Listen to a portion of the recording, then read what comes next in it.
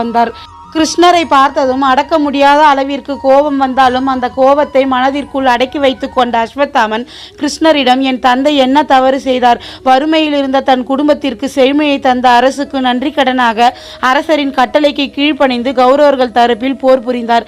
ஆனால் அவரை பாண்டவர்களும் நீயும் இணைந்து அநியாயமாக நான் இறந்து விட்டதாக பொய் சொல்லி கொன்று விட்டீர்களே, அப்படி அவர் என்னதான் தவறு செய்தார் என்று கேட்டான். அஸ்வத்தாமன் சினம் கொண்டவனாக கத்திக்கொண்டும் அழுது கொண்டும் பேசுவதை கேட்டு கொண்டிருந்த ஸ்ரீகிருஷ்ணர் சிரித்து கொண்டே அவனிடம், பாவம் செய்தவர்கள் யாராக இருந்தாலும் அந்த பாவத்திற்கான பலனை அனுபவித்தே ஆக வேண்டும் என்றார்.